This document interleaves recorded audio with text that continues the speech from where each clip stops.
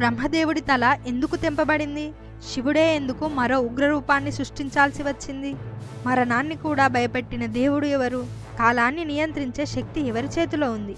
ఇవన్నీ ఒకే దేవునిలో సంబంధించిన నిజాలు. అతనే కాలభైరవుడు.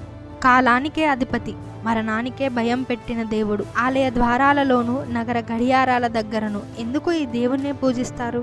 శివుని ఉగ్రరూపంగా పుట్టిన కాలభైరవుడి కథ ఒక రహస్యం కాదు, అది ఒక విశ్వసత్యం. ఈరోజు మనం తెలుసుకోబోయే కథ కేవలం శివపురాణంలోనిదే కాదు, అది మనకు ధర్మం అంటే ఏమిటి, అహంకారానికి ముగింపు ఏంటో కూడా చెబుతుంది. అది కాలభైరవుడి గాథ. ఈ కథ మీకు పూర్తిగా అర్థమవ్వాలంటే లాస్ట్ వరకు చూసేయండి.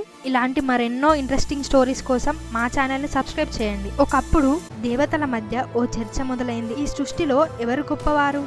బ్రహ్మనా, విష్ణువా లేక శివుడా? బ్రహ్మకి అహంకారం పెరిగిపోయింది. నేనే సృష్టికర్త, నా నుండి అందరూ జన్మించారు. విష్ణువు నా నాభి నుండి పుట్టాడు, శివుడు నా మనస్సు కోపం నుండి ఉద్భవించాడు అని ఆయన చెప్పడం ప్రారంభించాడు. ఆ అహంకారం తీవ్రమైంది. బ్రహ్ముడు తనకు 5వ తల సృష్టించుకున్నాడు. పైకి ఎప్పటికీ చూస్తూ ఉండే తల, ఇది అతని అహంకారానికి చిహ్నం. విష్ణువు బ్రహ్మని శాంతపరచాలని ప్రయత్నించాడు, కానీ బ్రహ్మ అహంకారానికి అవధి లేకుండా పోయింది. బ్రహ్మ అహంకారాన్ని చూసిన శివుడు కోపంతో రగిలిపోయాడు. శివుడి భుజాల నుండి కోపాగ్నిలోంచి ఉద్భవించాడు ఓ ఉగ్రరూపం. నలుపుగా ఉంటుంది, కళ్ళు ఉగ్రమైన ఎరుపు రంగులో మెరుస్తుంటాయి. వేపతోటి బట్టలు, ఒంటిపైన నాగాలు, చేతిలో త్రిశూలం. వెంటనే అతడు బ్రహ్మ దగ్గరకు వెళ్ళాడు. ఒకే ఒక్క క్షణంలో బ్రహ్మ 5వ తలను అతడు తొలగించాడు. బ్రహ్మ తలను తెంచిన అనంతరం కాలభైరవుడి చేతికి ఆ తల అంటుకునిపోయింది. ఆ తల శాపములా మారింది. బ్రహ్మహత్య పాపం రూపంలో ఆయన వెంటపడింది. ఇది చిన్న విషయం కాదు. బ్రహ్మహత్య అంటే సృష్టికర్తను హత్య చేయడం. ఇది బ్రహ్మాండ స్థాయిలో పెద్ద పాపం. అందుకే ఆ తల కాలభైరవుడి చేయి మీద నుండి పడేలా ఎక్కడా అనుమతించలేదు.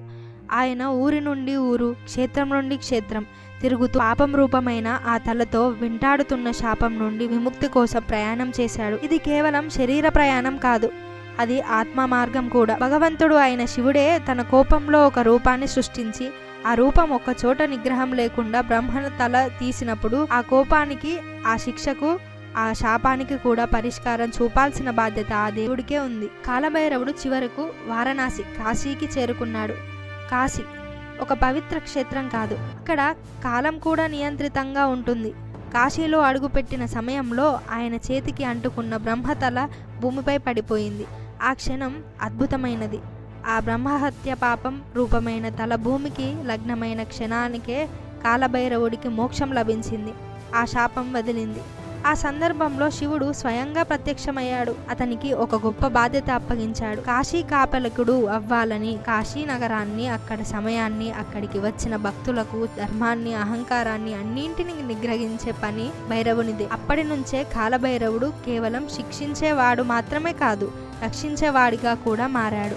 అందుకే వారణాసిలో ప్రతి ఒక్కరూ ముందుగా భైరవుణ్ణి దర్శించి తర్వాత విశ్వనాథుని దర్శిస్తారు. ఇప్పుడు మీరు ఆలయానికి వెళితే ప్రతి ఆలయ ద్వారంలో కాలభైరవుని విగ్రహం ఉంటుంది. కారణం, ఆలయంలో ప్రవేశించే ముందు పాపాలన్నీ బయట వదిలిపెట్టి ధర్మ బుద్ధితో ఆలయంలోకి అడుగు పెట్టమని సూచించేది ఆయనే. ఒక భక్తుడిగా మనం తెలుసుకోవాల్సింది ఏంటంటే, కాలం ఒక శక్తి, దాన్ని అపహాస్యం చేయొద్దు. కాలాన్ని గౌరవించండి. కాలభైరవుని పూజిస్తే మన జీవితంలో భయం తొలగుతుంది, నిరాశ నశిస్తుంది, దారి స్పష్టంగా కనబడుతుంది. ఇలాంటి గొప్ప దేవుని కథలు వినడం ద్వారా మన మనసు పవిత్రమవుతుంది. మీకు ఈ కథ నచ్చితే దయచేసి లైక్ చేయండి, కామెంట్ చేయండి, ఛానల్ను సబ్స్క్రైబ్ చేయండి. ఇంకొన్ని పురాణ గాథలతో తిరిగి కలుద్దాం.